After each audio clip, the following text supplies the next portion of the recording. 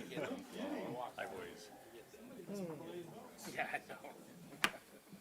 Well, if we're throwing these away, I'll have to be great. I'll be having. Me too, I like it. Yeah. Oh, what do we got here? It's higher. $60. All right, good evening, everyone. Welcome to the North Platte City Council meeting here on Tuesday, December 19th, 2023, 5:30 p.m. here in the City Council chambers. You only have about 5 shopping days left. And that's if you're shopping local, which hopefully you are. Calling the meeting to order. Just want to wish everybody a Merry Christmas and thank you for being here. We have an invocation by Chaplain Brenda Lee.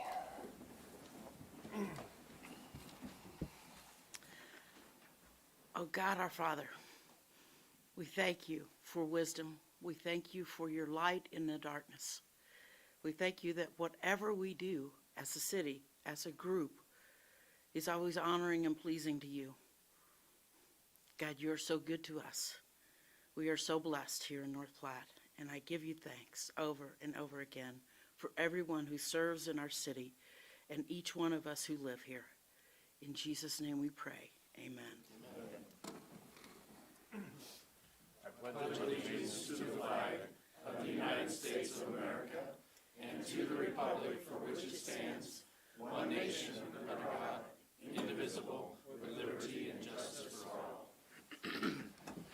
Thank you, Brenda.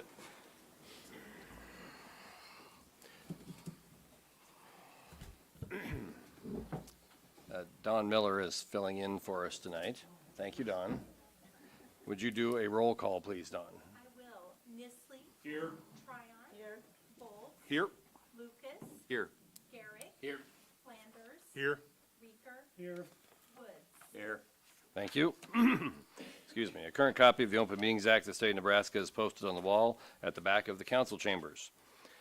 Meeting procedure. The public may address specific agenda items at the pleasure of the mayor. If recognized by the mayor, please identify yourself by stating your name and address. Please address the council through the mayor and limit your remarks. We respect our city employees and request that any complaints or criticisms of employees not be aired in a public meeting. Concerns about employees should be brought to the attention of the city administrator or the mayor.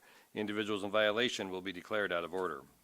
Consent agenda. All matters under the consent agenda are considered by the city council to be routine and will be enacted by one motion. Any city council member may, however, remove an item from consent agenda by request.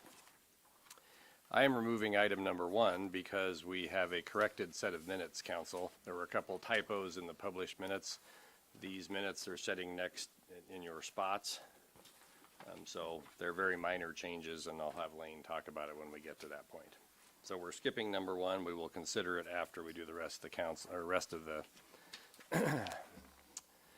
numbers 2 through 4. Okay, number 2, accept certificate of completion for Street Improvement District numbers 330 through 334. Number 3, authorize the mayor to execute the 5-year integrated library system agreement for support, maintenance, and price protection with Searcy Corporation retroactively effective December 1, 2023. I have number 4, authorize and approve the hauling and disposal of yard and tree waste from the city transfer station and authorize the mayor to sign all documents for the city. Mr. Mayor, I move that we approve the consent agenda as presented with the exception of item number 1. Second. Motion by Reeker, second by Nisley. Calling the question on items 2 through 4 of the consent agenda.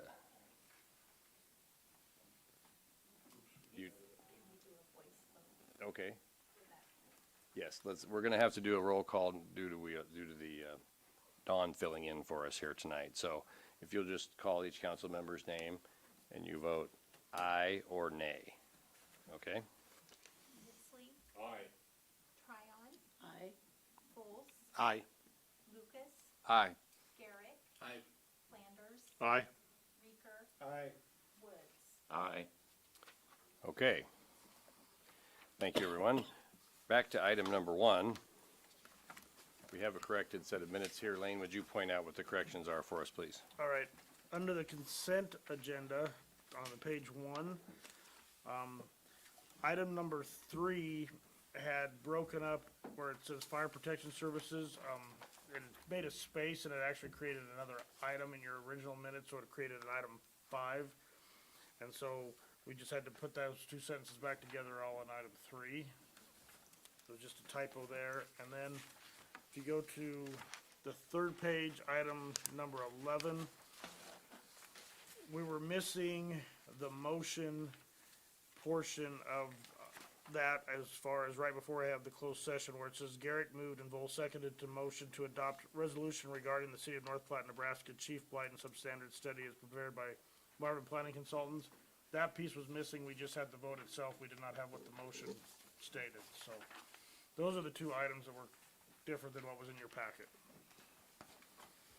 Any questions? Ty? Yeah, I was just gonna, motion that we approve item number 1 with the corrected minutes. Second. Motion by Lucas, second by Garrick to approve the corrected minutes. Any discussion? Seeing none, calling the question and approval of item number 1. Nisley, Aye. Tryon, Aye. Folds, Aye. Lucas, Aye. Garrick, Aye. Flanders, Aye. Reeker, Aye. Aye. Thank you, everyone. The consent agenda is approved. Item number 5. Moving on to the regular agenda. Item number 5, action to adopt ordinance number 4155 to create street improvement districts number 361, 362, and 363. Elaine, would you read the ordinance, please? Ordinance number 4155, an ordinance creating street improvement districts numbers 361, 362, and 363 in the city of North Platte, Lincoln County, Nebraska, and describing the various streets in said street improvement district and improvements to be constructed therein. Move to adopt ordinance number 415, oh, excuse me. Oh, that's right. 4155, in order to create street improvement district numbers 361, 362, and 363, as presented in council materials on first reading. Second. Motion by Garrick, second by Flanders. Brent, would you come up here and tell us what we're doing really quick? And Mr. Reeker, you'll get the first question. Good evening, Mayor, Council. These 3 districts are created over 3 specific bridge locations, Buffalo, Willow, and Poplar, and they're for maintenance and repair. So we're going to have 3 districts for each of the bridges. And we're proceeding with Oak Creek Engineering is what the council approved us for the engineering on those 3 bridges. And we're going through the process now of finalizing the documents to go out for bid. Okay, thank you. Don't sit down yet. Mr. Reeker? I guess maybe I misread this. I was under the impression that we wanted to do this on first reading. Is that correct? I mean, to waive the 3 readings? I think that would be helpful, but, yeah. So would you like to make that motion? I would move that we waive the 3 readings and approve the ordinance as presented tonight. Second. Motion by Reeker, second by Nisley to waive the 3 readings. Any discussion on waiving the 3 readings? Mr. Lucas? Yeah, I guess this can wait if you prefer, Mayor, but I wanted to know if you expect any impact during the Nebraska Land Day celebration on these bridge repairs that would affect traffic flow. We have it specifically in the contract that Buffalo and Willow cannot have work that would close the bridge during Nebraska Land Days. Great idea, thank you. So they can still work on it, but not above. So. You've been here before for these, huh? Thank you. No further questions. Other discussion on the motion to waive? Just real quick, thinking about that, Buffalo Bill is a huge, hopefully you could time that, maybe not even have work started on Buffalo Bill until the last phase of the project. I don't know if that's at all possible, but keeping both lanes open would be critical. It won't on be, that. both lanes will be open during Nebraska Land Days. Perfect. For both of them, Okay. so. Thanks. Especially Willow's gonna be critical because Jeffers is going to have from Phillip to First Street under construction, so there's gonna be more people utilizing Willow Yep. at that time as well, so. Mr. Reeker? Mr. Mayor, Brent, I presume you're anticipating that there's gonna be some closure of these bridges. Correct. How long do you anticipate that they may be closed? It's a pretty kind of difficult right now because we don't know who the contractor is and the amount of people that they can put on the project. So it's gonna be a little bit of variability on that, but we're probably gonna have, and it depends on which bridge. Poplar has less intensive maintenance.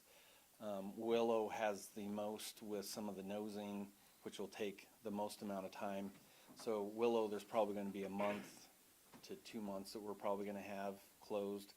And there's gonna be times where it can be opened in, as they're doing other work, but it's probably gonna be a couple months on Willow type of time frame. Now, they can do it in sections, that they can do a part of it. If we have like Nebraska Land Days, they can go and do a work on the nosings, get it open, stop what they're doing. And so it's gonna depend a little bit on who we get, because we're gonna have 3 separate bridges. That the thought is they could work back and forth a little bit, that they don't have to stop work, that they can maybe either go to Poplar, or they could do, there's painting, some rust repair work underneath that they could do, that they could shift to the underside during Nebraska Land Days and not shut down entirely. So I presume that in the contract, maybe we state that we can't have more than one bridge closed at a time. Correct.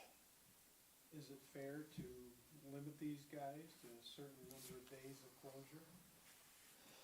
We're gonna have to see who we have, and that's gonna be a discussion point when we get to the point of, when we bring it back to an award, we'll have some of those details ironed out when we present it to you, the low bid and their schedule. 2-month closure is quite a while. Mm-hmm. And then that's gonna force a lot of traffic on the other two. Correct. And depending on which one's closed at what time, I mean, people may have to drive pretty much across town to get to where they need to go. Correct. You're right. Okay, thank you. Any other questions on the motion to waive the 3 readings? Mr. Garrick? I just have a clarification, Mr. Reeker. I always like to separate the motion and then an amendment to it, because I could see an instance if we waived the 3 readings with the original motion, somebody being in favor of the original motion but not being in favor of waiving the 3 readings. So if you separate them out, it just clarifies things and makes it a little bit easier and more transparent. So that's why I prefer to do it that way. That makes sense? So what do we? We're good. We're good. Yeah. I just, Okay, any other thoughts on waiving the 3 readings? Okay, seeing none, Dawn, calling the question. Nisley. Aye. Tryon. Aye. Folds. Aye. Lucas. Aye. Garrett. Aye. Landers. Aye. Reeker. Aye. Woods. Aye. Okay, that motion passes, so assuming the council passes the original item, it will be completed this evening. Do we have any further discussion on item number 5 itself? Okay, we're quick and to the point tonight. Getting right to calling the question on item number 5. Nisley. Aye. Tryon. Aye. Folds. Aye. Lucas. Aye. Garrett. Aye. Landers. Aye. Reeker. Aye. Woods. Aye. Okay, number 5 is passed. Thank you, everyone.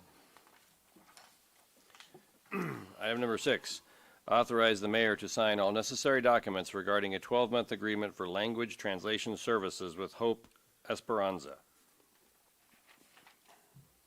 Move to authorize the mayor to sign all necessary documents regarding a 12-month agreement for language translation services with Hope Esperanza.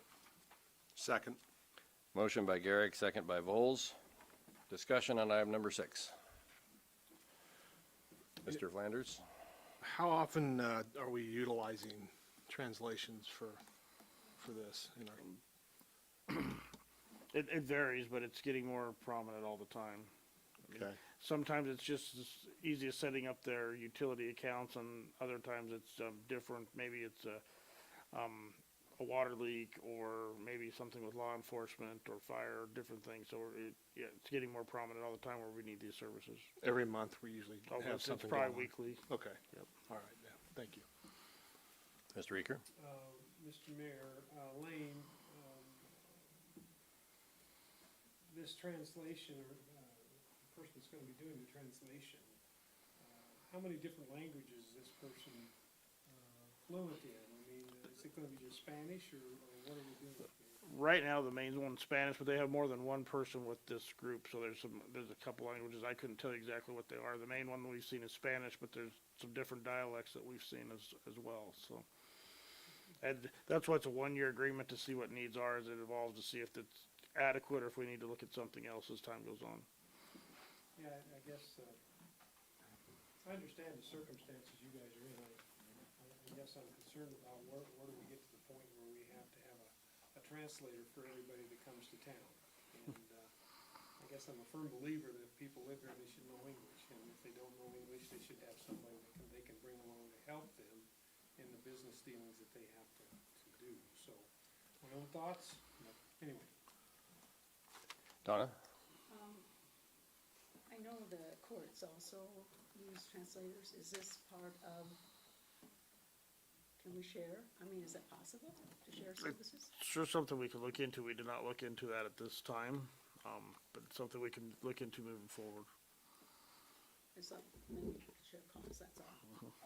And I can speak to that real quick too. I know the court system contracts with an outside provider, so they have a specific agreement with those translation services that's provided through the state court system, so. So it might not be Might be a little bit more challenging where it's, state where it's provided. the state agency that's doing that. But, that's about the extent of my knowledge. I can't claim to be that knowledgeable about it. I just know that it's through the state court system. Thank you.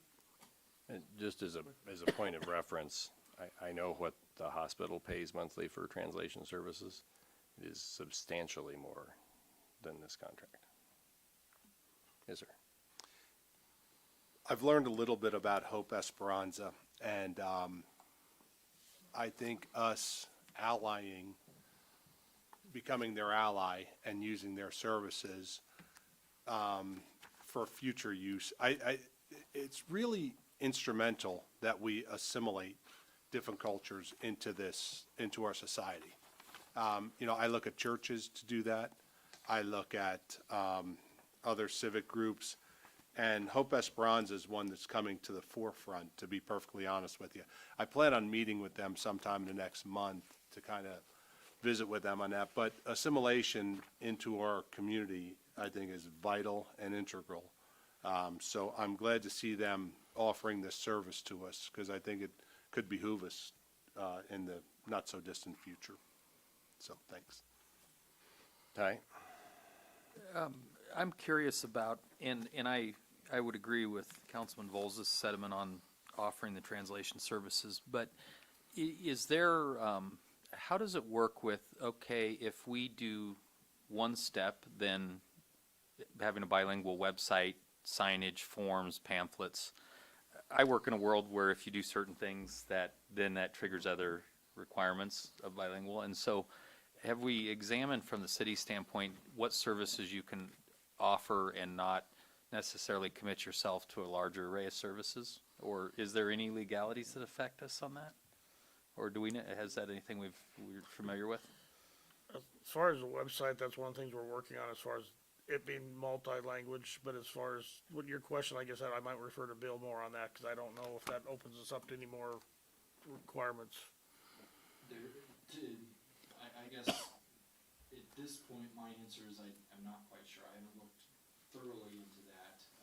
But I think with what we're seeing with people that come into the office for municipal light and water, that type of thing, we do want to Councilman Reeker's point that, maybe if they would bring someone in to translate for them, by having a translator that the city contracts with, that provides a little bit, and it's an added layer of assurance that the translation is being provided accurately. And so that's the benefit to the city from a legal perspective, in my opinion. But as to Councilman Lucas's question, I'm not aware of anything legally that would trigger us to provide other services such as that, but it's certainly something we can look further into.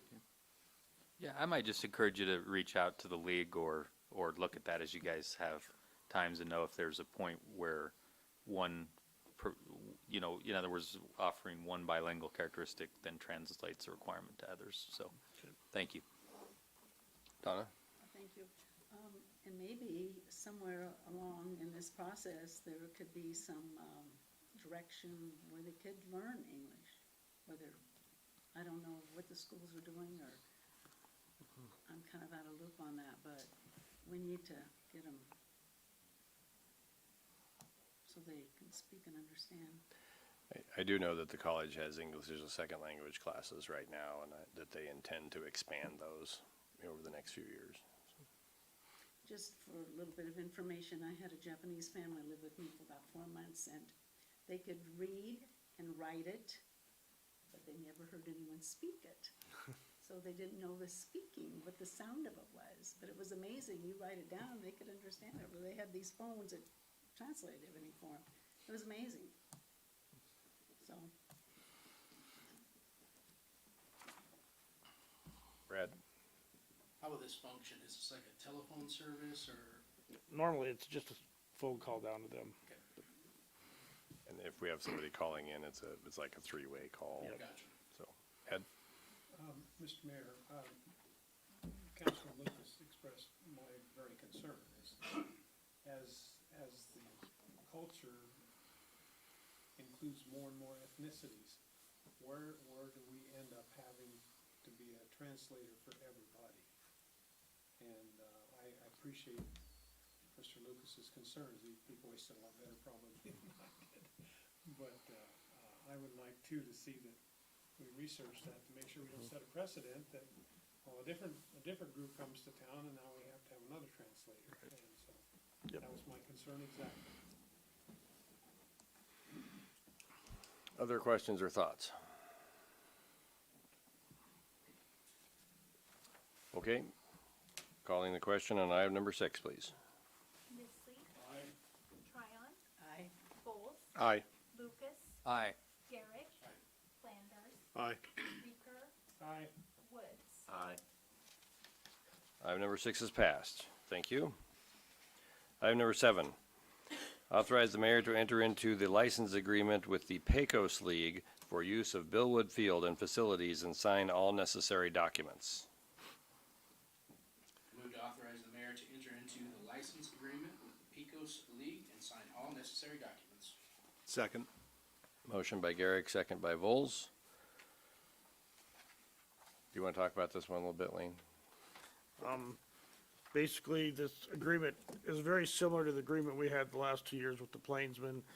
The Pecos League has been in existence since, I think, 2011, mainly Colorado, New Mexico, Texas. They now have a team also in Garden City, Kansas, and they have a division in California.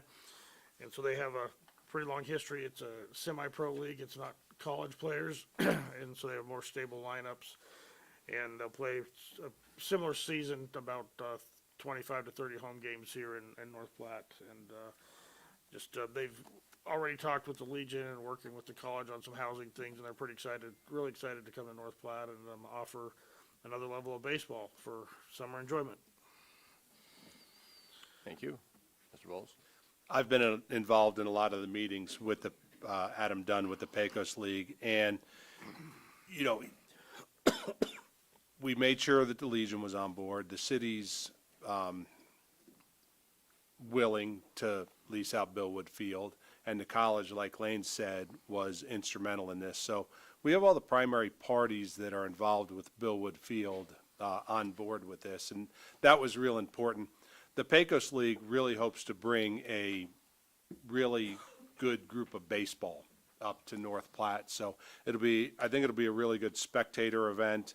They're going to run the concessions out there and the advertising. So I hope that North Platte supports the Pecos League, and it'll be a better brand of baseball than what was being played out there with the Plainsmen, because these guys they're trying to get onto a pro roster somewhere. So, hopefully we support them, and I think it'll be a good thing. Hopefully, the Pecos League can survive up here and make some money, and by doing that, they'll put a good product out on the field. So I'm excited to see it happen, so, thanks. Other thoughts or questions? Just a question. Mr. Lucas? Either for Lane or Councilman Vols, so is the sound system working out there now? Is there a working sound system in the facility? Yeah, Convention and Visitors Bureau gave Legion, I believe it was, a $5,000 grant, so they upgraded the sound system. And we're looking to do some other upgrades to Billwood Field. Lane, if you want to visit on that, if you don't mind.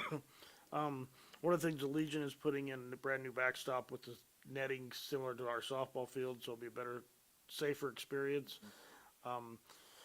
We're working on some pricing for possibly a shade structure over the main grandstand. Will be coming to council for discussion, which would also help that. And we're going to put some remodel, I guess, to the bathrooms and some other things. And between the Legion, the Pecos League, the city, we're just working on continuing to upgrade the facility in a good way for the spectators.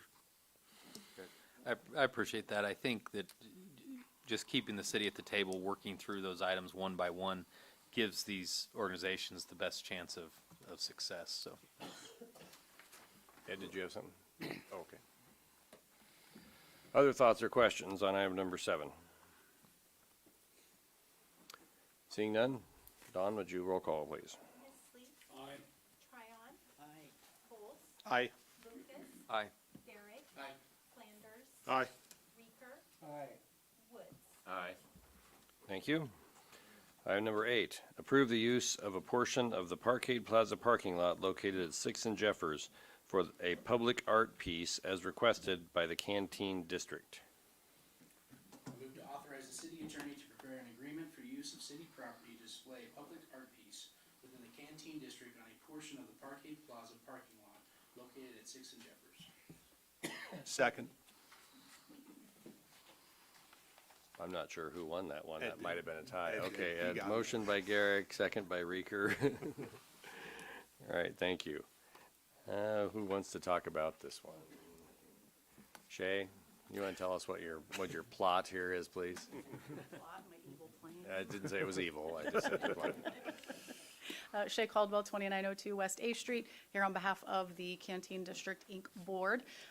As many of you are aware, we became one of the first communities in Nebraska to be a certified creative arts district. So through that certification, we were able to apply for some pretty hefty grant dollars. With that, you see some of our Christmas display that we've put up this year, and with the other portion, we would like to put up a public art installation at the corner of 6th and Jeffers. It will be in honor of the canteen and World War II, and it's going to be basically a Pullman car that's going to sit there, and when you approach it, it will have some voiceovers, and it will feel like you were actually there. You'll see servicemen and the canteen ladies in bronze sculptures. It will have a replica wall of the depot windows, and then the back side we are hoping to use as a donor wall.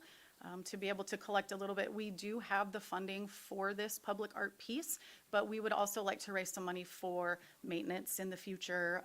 In case, anything were to happen, then we'd have that backup to provide the financial means to get those fixed. So they will be tiles, not bricks, but they'll look like bricks that we will then sell to people to try to raise money for that. Did you bring a picture? In your packet. Oh, that's right, it's in the packet. I apologize. I think I provided you about Sorry, 25 you're right, I pages forgot. of pictures and, and the link to the video. If you guys were not at the tree lighting ceremony, we had a big giant screen that was playing a video, kind of like a fly-through of our vision of what we would like it to look like. So if you have a chance, I'd encourage you to take a look at that YouTube video as well. We do have an artist that we would like to enter into a contract with. And so part of that process is getting the permission to use that section of the parking lot so we can enter into that agreement and get him a down payment before the end of this year. So no rush. Mr. Bowles? my biggest concern was that we lose 10 to 15 parking spots, so I went over to the business owner across the street to see if it's going to affect, and she said absolutely not. So it's a really awkward corner. Not a lot of people park there. Nebraska Land Days uses it for advertising, and so it's a good use of space, dead space really, that's there right now. Little concerned people might gawk and crash onto the Jefferson Street Viaduct, but because it'll really beautify that area. You know, as you come up on North Jeffers, you have the Statue of Liberty there on the right-hand side, then you move on up, and the whole area just looks really awesome, especially at Christmas time, so Yep, it is that kudos. next step, and Yep. the museum does have a lot of information about the canteen, but this is just one of those things that when people see it, maybe if they're driving through and it piques their interest, they'll know that they can move on to the museum to get even more detailed information. So it's a good partnership, works hand in hand with the museum for sure. Yep. And really cleans up that downtown area, which is what we've been striving to do the last 6 or 7 years. I would just add that Brent and Shay and I went down and looked at a number of different locations in Parquet Plaza parking lot before we kind of came on this location. As you mentioned, it's kind of an awkward corner, so as far as parking, it'd be the least impactful to the parking. And we have plans, just as we have trees along Sixth Street in the Parquet Plaza, to put some along the west side of the, from here going north along the west side to kind of cover up the viaduct and add some more green space there as well. So it should really make it look sharp. It really should be a good promotional area too. I mean, people coming through town, they drive right by it. I mean, it's gonna be an attraction, I would think, and maybe encourage some people to stop, but not. I think the most challenging thing will be once they get over the viaduct, figuring out how to turn around and come back, and then they can't turn left right there. They've got to go on down to Fifth Street and make their way around. But hopefully, maybe we need to put some signage on the other side of the viaduct of how to get back around to it. I know how much you love signs, Lane, I'm sorry.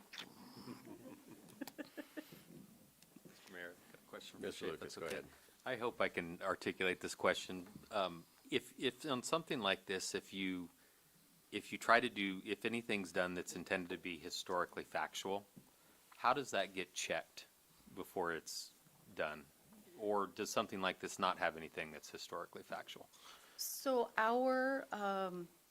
the artist whose design we chose, he worked very heavily with the museum and with Jim over there before he even put his proposal together. So he, wanted to make sure that he had, Jim sent him over a lot of pictures and so that it can be as close to factual as much as Jim knows anyway, since he clearly wasn't there. And then he's going to also, we'll collaborate, and before we do the voiceovers, we'll make sure that we've got as many facts as possible with that as well. Okay. Yeah, I think the coordination with the museum answers my question on that, so thank you. Thank you. Of course. Other questions? Seeing none, calling the question on number 8, please. Isley, Aye. Tryon, Aye. Bowles, Aye. Lucas, Aye. Herrick, Aye. Flanders, Aye. Reeker, Aye. Woods. Aye. Thank you, everyone. Number 8 is passed. Number 9, adopt the City of North Platte Affordable Housing Plan as prepared by Community Planning Insights and Marvin Planning Consultants. I move to adopt the City of North Platte Affordable Housing Plan as prepared by Community Planning Insights and Marvin Planning Consultants. Second. Motion by Vols, second by Lucas. Any discussion on item number 9?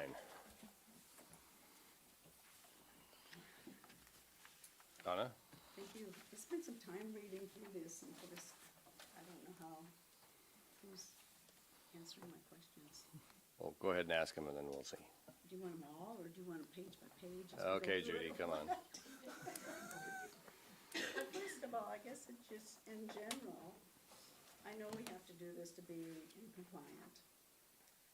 So this seemed kind of, I guess, complex, extreme, and felt like there was some things missing in it. So what does the state actually require? Do they require this whole report as we got it?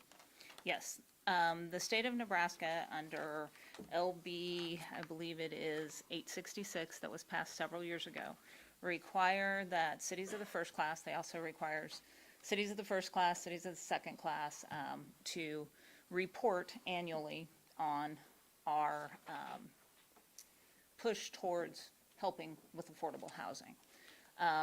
Last year, metropolitan cities had to submit a housing action plan to be in compliant. This year, it's cities of the first class that have to get their housing action plan in compliance. For the last 2 years, I've been doing a report each year and submitting it to the state to be compliant. What we have to show the state is that our zoning codes and what we're doing for housing is actually trying to create or trying to incentivize or trying to make it to where people are actually building affordable housing, and we're trying to make it easier for people to build affordable housing. And we have to do that. If we don't do that, the state takes over. That's what this is. So we have to show the state our efforts in trying to support affordable housing and workforce housing in our community. Thank you. Okay. On to the next question. Through affordable workforce, I didn't really see anything in here about retirement housing. I may have missed it. I don't know that they specifically called out retirement housing. This was more of a focus on affordable housing.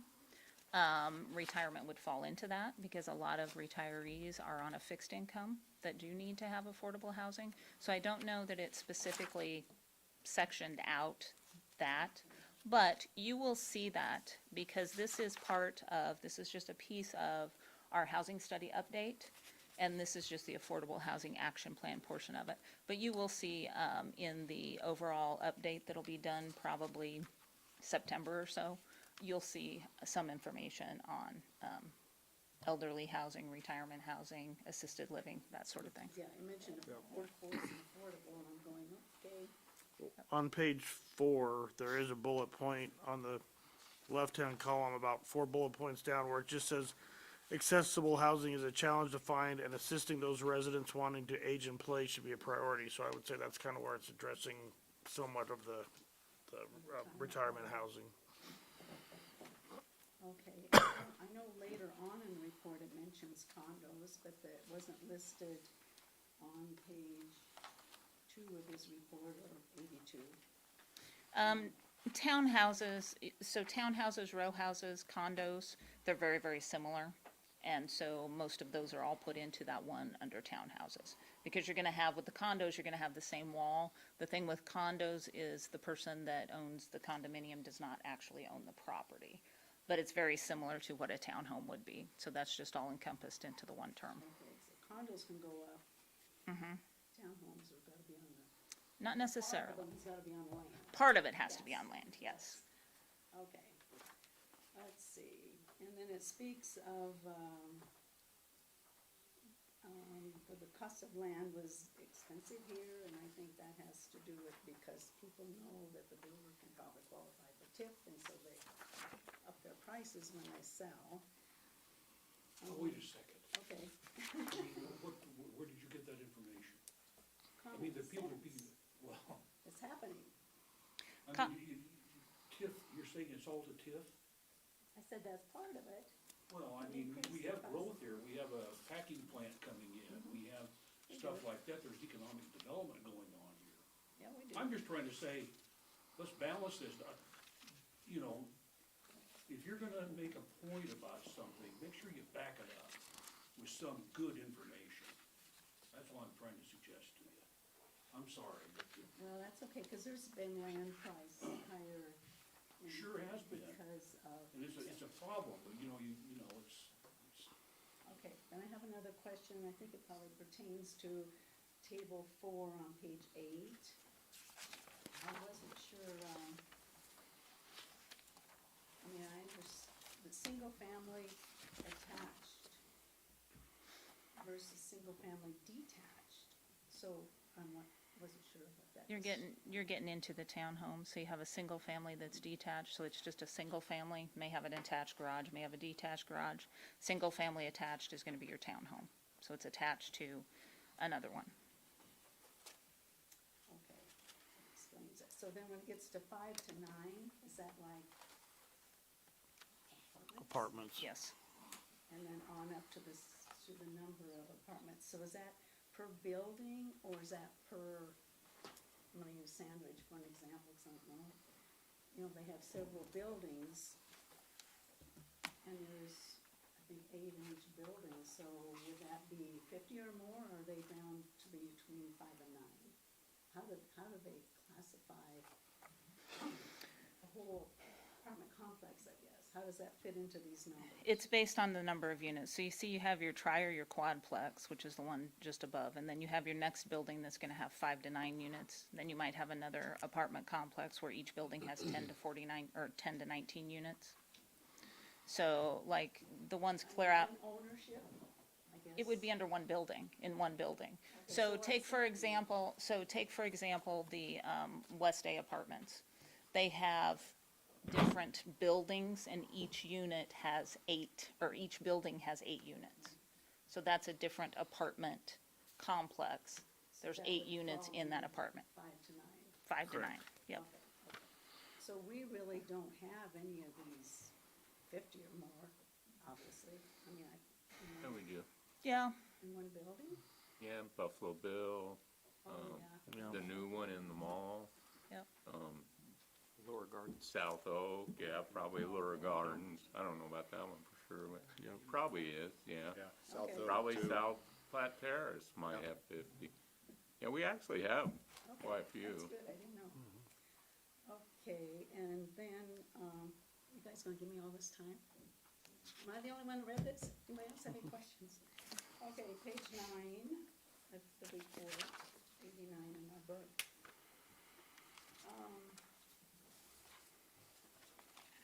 Second column in the third paragraph, it says, housing costs include mortgage, rent, and utilities. I just want to throw out property tax and insurance wasn't listed, and I wondered if there was a reason. I mean, I think everybody, The information, the data that is used to make these studies come from the US Census Bureau, from HUD, which is the Housing of Urban Development, and that is what they use for housing costs, and that's how they figure if your cost burden is based on housing costs, which include your mortgage, rent, and your utilities. That's the standard that we use. property tax and insurance is not. Rent would be baked, when they use a rent-based number on that, Donna, which means that the landowner is incurring those and then it's getting paid back in essence through rent. So they look at that from a rent perspective, which rather is than then, ownership. And a lot of times your mortgage in is that paid, your particular taxes formula. are paid in your mortgage if you escrow them. Yep. Okay.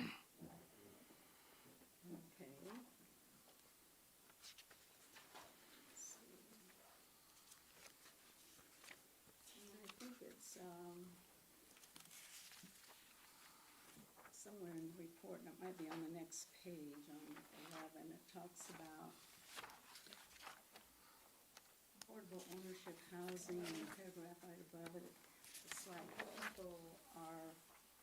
they expect people to move up. I don't know that they necessarily expect people to move up, but people should have the opportunity to move up. They hope people will move up. They hope people will move up, yeah. You always hope that people will move up so that that then opens up space for people that can't afford something better. And that doesn't always happen. Some people that have a higher income like to live in a house that they can really afford, instead of being cost burdened. But there are people that will move up. If they have it available to them, they will. Okay, then on the next page, the paragraph down, I Googled this Census Bureau's local employment dynamic partnership, and it's talking about the jobs, I think, jobs. What page are you on? On to 12 or page Okay. 92. 12, okay. Yeah. LED program, and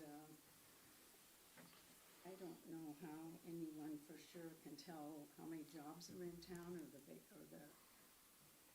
vacancy of vacancy of jobs. I mean, I, for one, have never reported to anybody about a job not being filled, so I don't know for sure about that, I guess. The US Census uses a lot of surveys, and I don't know how they get those surveys, but they reach out to businesses, they reach out to business owners, they reach out to people like Devco all the time, constantly getting that data. There's a lot of different software programs, Esri that uses data. There's a multiple one. I just had a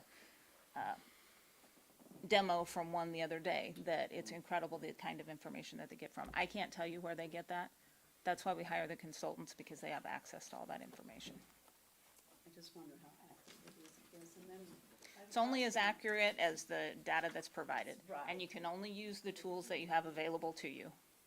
It talks about, right across from it, it talks about, job numbers and, employment, and I don't know, I think North Platte has a huge labor issue as it is right now, because it seems like people just don't wanna work. I mean, I don't know what the deal is, but you see work wanted all over. Okay, let's refocus on the issue at hand here. So this housing study is generally intended to identify and certify at the state level the zoning that we have in our community in the residential area. Am I correct, Judy? That is Correct me if correct. I'm wrong. And Okay. that what we are doing to try and promote affordable and workforce housing in Right. our community. Okay. So Donna, if you have any other questions, you're welcome to come and meet with Judy at any point to get your questions answered. This is kind of just like a general guide. Yes, that's a good way of That's thinking about exactly what it So is. It's just to make sure that communities have a plan. I mean, that's really what its base purpose is. So, does anyone else have any questions? Mr. Reeker? Oh, go ahead, Mr. Reeker. Oh, please, go ahead. Oh, sorry, Ty. Thank you, Mr. Mayor. Judy, right at the very beginning, it says number one, goals of construction of affordable housing units. Missing middle. I looked up missing middle, the definition, it talks about, located in walkable neighborhoods.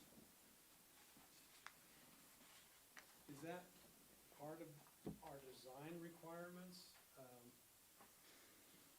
In a town like North Platte, I can't see very many people walking from, the west side of town to go shopping at the mall. And I'm not sure, is that part of your decision-making when we look at our zoning?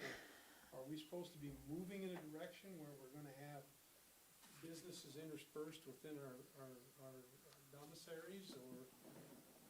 You know, honestly, that's the trend. You look at larger communities, and we have it with the mall area. District 177 is a prime example. That's a definite walkable area that meets the missing middle housing objective, because you do have commercial, mixed-use development, and you look at larger communities, and I know we're not used to that in western Nebraska. I mean, we like our space, we like our, we like to drive where we're going apparently instead of walking, but you look in large communities like Omaha, Lincoln, those developments like the District 177 are everywhere, because that's what it is trending to. You will notice that in housing is that's what people want. That's what the younger generation want. Is that part of our guidelines? Sometimes that makes missing middle a little bit less affordable if you demand that it's a walkable community, because then you're talking trails, things like that. Missing middle means having more dense development. So it's your townhomes, your triplexes, your quadplexes, and making sure that those are in places, and you want to try to make sure that they're close to amenities, but it's not necessarily a mandate. But yes, that is the ultimate goal. Well, I think planning, I'm not, no aspersions on you, but I think planning sometimes can take away our liberties and our freedoms, and I guess it bothers me a little bit. On page 84, developing housing in North Platte can be a challenge. Stakeholders concerned about the lack of land for sale or the high cost of land. I echo what Councilwoman Ryan said, but the other thing that I guess it mentions in here is overly wide streets. I don't know what that means. Are our streets wider than they used to be? Are we requiring a different level of street than we used to require that is increasing the cost of putting in this infrastructure? Where does it mention overly wide streets, Ed? Page 84. Do you have, It's page 4 on the report. The second item there under developing housing in North Platte can be a challenge.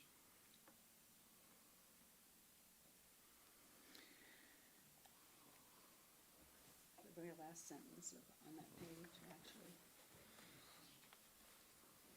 so it's just giving an example of things that can be a challenge, and North Platte does have some streets that probably have some wide right-of-ways.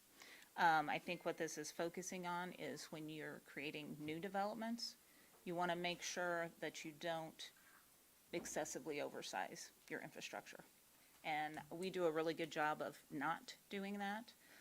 One of the things that also dictates that is requirements for parking, which they've talked about in here a little bit.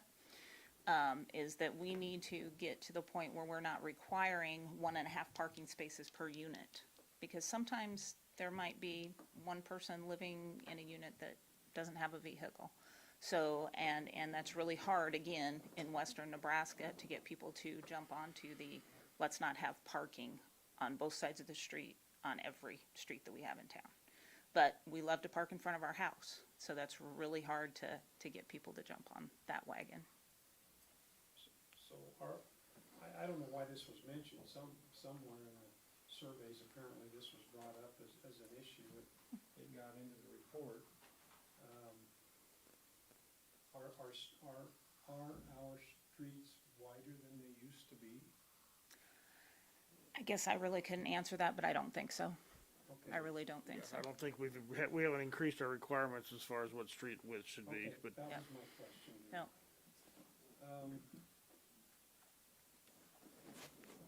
And then on page 85, says current vacancy rates. The current 2023 estimated for sale vacancy rate is 0.61, and the estimated rental vacancy rate is 6.7%. It doesn't say specifically that's North Platte, but it does reference North Platte in the previous paragraph there, so I presume that's what they're talking about. As a comparison, the Q2 2023 average for sale vacancy rate was 0.6%, and the rental vacancy rate was, for the Midwest states, was 6.9%. It seems to me we're right there. I'm not sure, was that factored in the decision-making, that we're below that average, or I don't know why that was put in here, because we're right there. Yeah, we are pretty close. We're actually below the state average of what it Not says by right very there. much. No, not by very much. Yeah. We're doing okay. This is not a horrible, horrible report. We are lagging in some areas. There's some areas that we can improve. But yeah, it's not like we're skewed one way or the other. We're right there with the state. But is the state in a good place? Excuse me? Is the state in a good place? I mean, we're comparing this to the state average, but every time you talk about housing, every place in the state is lacking enough housing for people. So, I mean, we might compare to the state, so yeah, we're not extremely below the state average. But that doesn't mean the state's in a great place. And then, on page 88, I think it is, says cost burden in at-risk households. The 2021 ACS, I'm not sure what ACS stands for, poverty rate estimate for North Platte is 13.5%, is slightly higher than the overall poverty rate in Nebraska, 10.3%. Slightly higher, that's a pretty substantial difference, actually. And I think, from my perspective, the reason we have the poverty rate, at least to a large extent, is lack of jobs. And I think that's why I'm so excited about sustainable beef coming to town. And that's why I'm so excited about the rail park coming to Hershey, because there's gonna be jobs, and hopefully this poverty rate will go down, and people will be able to afford these newer homes, or possibly step up into a home that more matches their current income.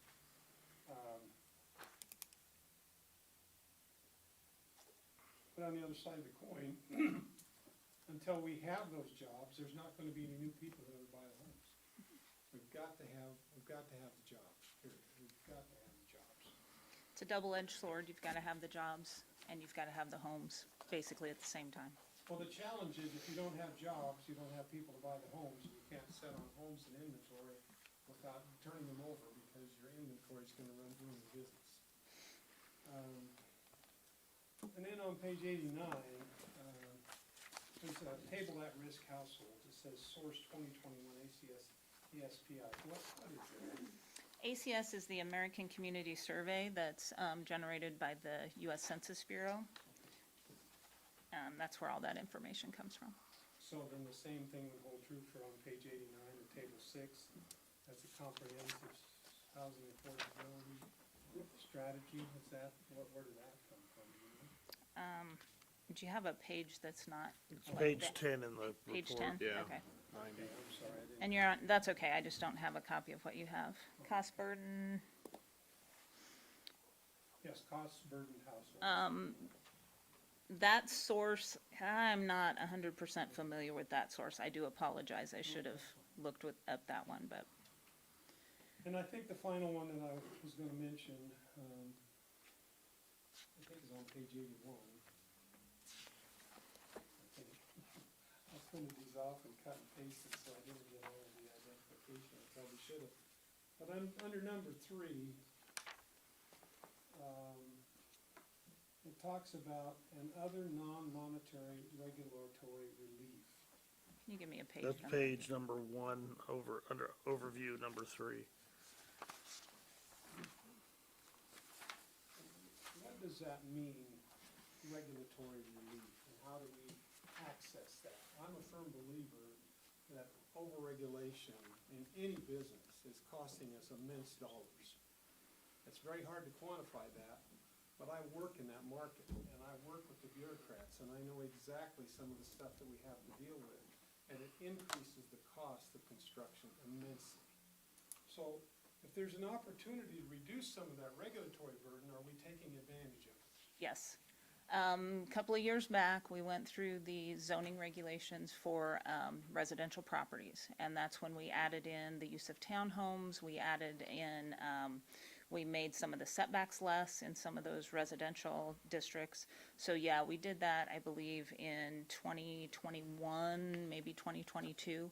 So that's when they're talking about regulatory relief. What can we do to help promote affordable housing in the community? And that one is non-monetary. Right, well, yeah, directly, it's not monetary. Yeah. but indirectly, very well. So does this impact the state? Are there ways of accessing regulatory relief through state burden or not?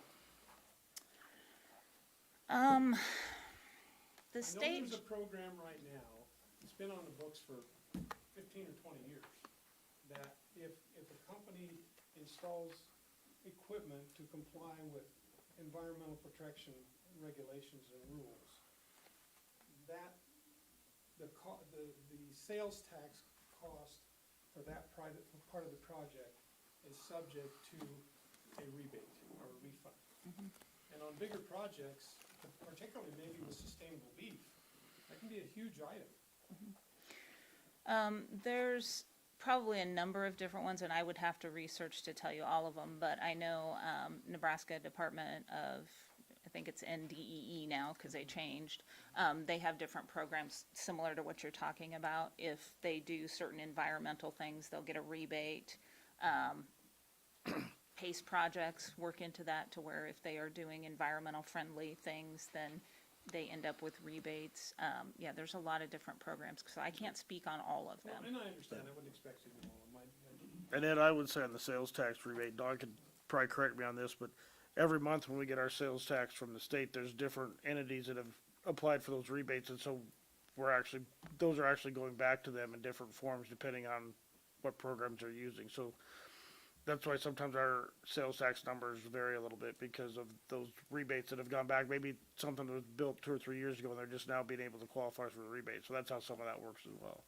Well, and I guess the reason I bring it up, you know, when people are doing some of these bigger projects, are we helping them so that they may be aware of some of these cost reduction opportunities that may not just be a North Platte issue, But could very well be a state issue that could lower their cost of construction considerably.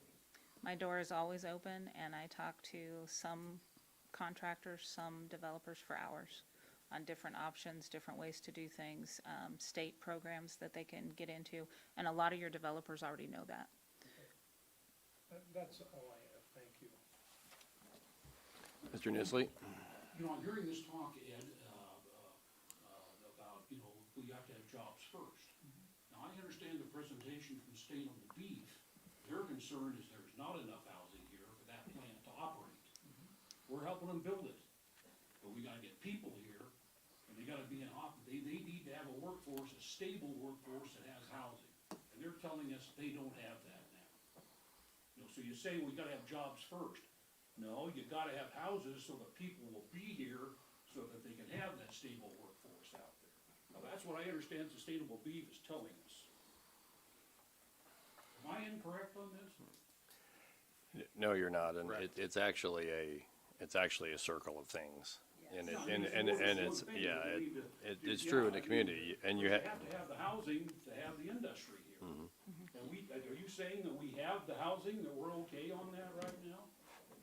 No, We're not, are we? I- I'm not arguing that, I'm just saying, I think I indicated that early on, I believe we have a housing shortage. The only comment I wanted to make is, if you're an investor and you're gonna build housing, you have to have a market for the house, otherwise you have inventory that you can't sell. well, I'm not And- questioning that one bit. So, it is an egg and a hen Yeah. situation. And Chicken and egg. We're caught in a tough position, because we haven't had any development for 20 years. And if you don't have new people coming to town, you don't have new houses being built. And if you don't have new houses being built, you don't have contractors to build them, because they can't make a living here. So we're caught in a predicament here, and it's gonna be tough to get through this. okay, so circling back, Mr. Lucas. Real quick on that is, I think you're assuming that only developers build houses. I can tell you from my profession that employers build houses all the time and sit on them for jobs. Community organizations do. Sometimes people have a lot next door and they themselves build a house. And so there's a lot of people that get invested in housing. What's important about this plan, and I read it carefully because it's very important. What's important about this plan is that if I'm a developer, either here in the community or I'm outside, they read this stuff. And they read every line of it and they compare it to other communities. And this has to say, we are open for business. That's what it needs to say. And it's important. The state compliance, that's one thing, yeah, we need to check that box. But more importantly, this should be a welcome letter, to people that want to build housing. I thought it did a good job of accomplishing that. And I guess my question, Judy, you and I had talked about a couple little additions that I think got made. So is these pages that you gave us, would those be replacement pages? Yes. Okay, and do you want to maybe walk the council through those little changes? I just want to make sure we get the right plan on the table for approval. They're very, very, very minor changes. One of the things that was left out, there wasn't a mention of micro-TIF anywhere in the document. So I had the consultant go back through and add micro-TIF to page 24. So there's an area that it talks about micro-TIF, talks about TIF. And it does say in there too that when you're using those types of incentives, there's always the ability for you to require some sort of set aside for workforce housing or for affordable housing. So maybe somebody's building 50 units. Maybe 10% of those units we require to be workforce housing or affordable housing. The other place was on page 28, which he did add to. Again, to prioritize funding developments, he added micro-TIF in there along with TIF. His thought of the reason why he left micro-TIF out was it's similar to TIF, just on a smaller scale. So he didn't feel like it really needed to be mentioned, but we kind of felt that since we do use it, that should be something that's added to the document. Yeah, I wanted to see that to be added, so if local people or outsiders read this, they would see that we have a program, because we've been one of the state leaders in trying to develop that program. So more than anything, I just wanted to make sure everybody saw the changes in these pages. yeah, for the final version.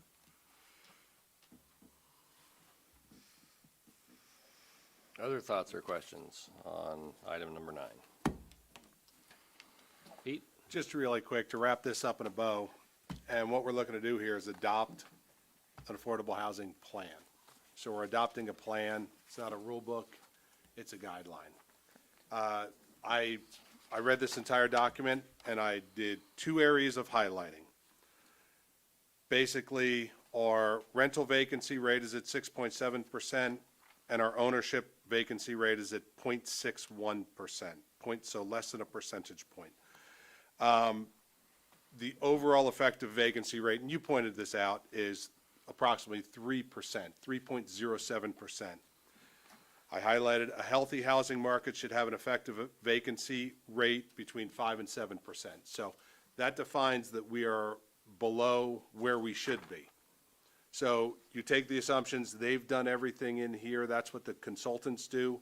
They formulate a plan for us with hard data from census, from other areas. Potential ownership demand, with the 2028 added demand, you're somewhere between 240 and 300 houses. So we're short about 240 to 300 houses, and total potential demand for rental vacancy is between 828 and 1,050. So all this is saying is, like Ty said, we're open for business. Come in, build apartments, build triplexes, build duplexes, build some single-family housing. We have the room for you to come in. The welcome mat's here. So that's all I have. One simple question. All of this information at the back of the report is for what purpose? The back of the report, where it talks about the implementation matrix, that's what we need to do. Is that what you're looking at? No, she's looking at resources. So Oh, the past, appendix? the back 6 pages are Okay, okay, resources sorry. to I don't aid. have those. It just, it defines it what it is on page Basically, those are 31. resources for us. Those are different types of funding options. We could give that to a consultant. They could look at it and say, hey, I can apply for affordable housing trust funds. I could look at CDBG funds. I could look at, I mean, they name just a truckload of different types of funding opportunities, tax rebating opportunities, things like that, in order to help promote affordable housing. And it's also for us to look at possible options if we decide to do infrastructure improvements, you know. Gives us some different options too. Thought that's what it was for by the. Yep. Several. Any other questions or comments on item number 9? Seeing none, calling the question. Beasley? Aye. Tryon? Aye. Bulls? Aye. Lucas? Aye. Garrett? Aye. Flanders? Aye. Reefer? Aye. Woods? Nay. Mr. Mayor, Mr. Lucas? I'd like to move to enter into closed session for the sole purpose of discussing contract negotiations in order to protect the public's interest. Second. Motion by Lucas, second by Garrick to enter executive session. Calling the question on entering executive session. Beasley? Aye. Tryon? Aye. Bulls? Aye. Lucas? Aye. Garrett? Aye. Flanders? Aye. Reefer? Aye. Woods? Aye. Council is now in executive session, beginning at 6:49.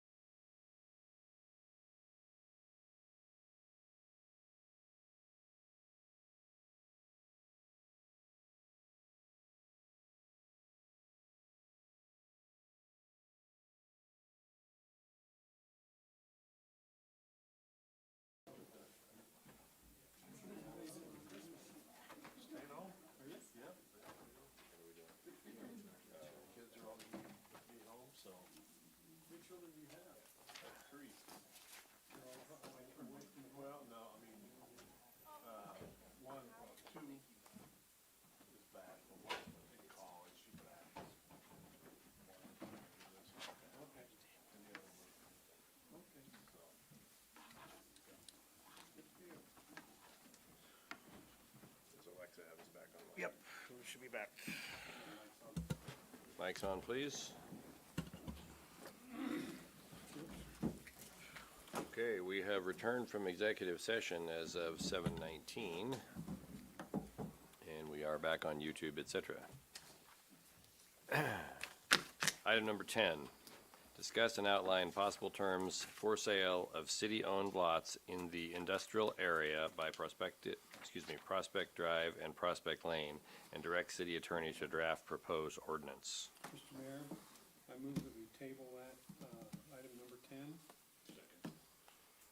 Motion to table by Reeker, second by Nisley.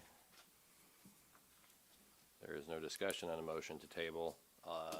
Roll call vote, please. Nixley, Aye. Tryon, Aye. Folds, Aye. Lucas, Aye. Garrett, Aye. Flanders, Aye. Reeker, Aye. Woods. Aye. Item number 10 is tabled to the next meeting. Item number 11, approve the claims. Move to approve the claim. Second?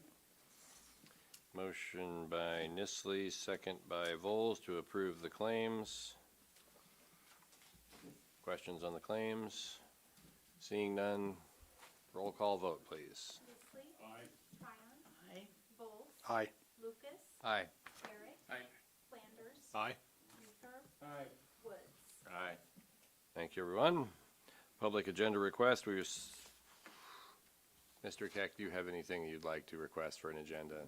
Since you're the only person in the audience that isn't the press, so, okay. We'll skip me reading that. Just want to remind the council of a few things. Tomorrow evening and Thursday morning, we will be having presentations on the rec center. It's been advertised quite a bit here lately. They'll be in this room tomorrow evening at 6 and 7, right? Yeah, I think we'll start at, the actual presentation will be at 6 and 7. I'll open the doors at 5 or 5:30. Okay. And then Thursday from 10 a.m. to 2 or 3 p.m., I believe. Yep, okay. Every hour or? Yeah. Thursdays, 2 to 3. It's 10 a.m. to 3, I believe. Okay. We wanted to give some time for people to come over lunch, et cetera, and ask questions and give input. The plans at this point are, I wouldn't say, they're not to the point they can bid, but it's pretty close to what this design is likely to end up as. Cool. We're Okay. trying to finalize that so we can go to council real soon for approval to go to bid, because we don't want to miss the window for getting contractors, et cetera, on both the rec center and Cody Pool, so. And I'd say generally speaking, I think the public's gonna be pretty happy with what they see, so. Okay. Also, there is, of course, the Christmas parade this Thursday evening, and we'll be riding on a float this time. Please wear your green hat and red scarf. Hopefully you haven't lost it from last year. If so, then just show up in something warm. I think it'll probably be fairly nice weather at that point, but I'm sure it'll be cold by the time the parade's over with. Parade starts at 5:30, so if you could be there by 20 after or so. And it's the same place we lined up last time, kind of at the end of Dewey Street, right near the Interstate Bank, so. I will have candy and various other things to throw to the, not have schnapps, no. I'm not coming. BYOB. All right, remember, we're on YouTube, guys, come on, keep it professional here. Let's see. Okay, Christmas parade, rec center. Merry Christmas, Happy New Year, thank you all for doing everything you do for our community, we really appreciate it. Mr. Reeker, Mr. Mayor, I move that we adjourn and have a Merry Christmas. Second. motion by Reeker, second by Vols to adjourn, roll call vote, please. Nixley, Aye. Tryon, Folds, Aye. Lucas, Aye. Garrett, Aye. Flanders, Aye. Reeker, Aye. Woods. Aye. Thank you, everyone, meeting is adjourned, our next meeting is January 2nd. Who do you thank for these? Yeah. That is the gift from the, to all the city employees, as well as the council. So, and the note inside went to all the employees as well, so. They'll be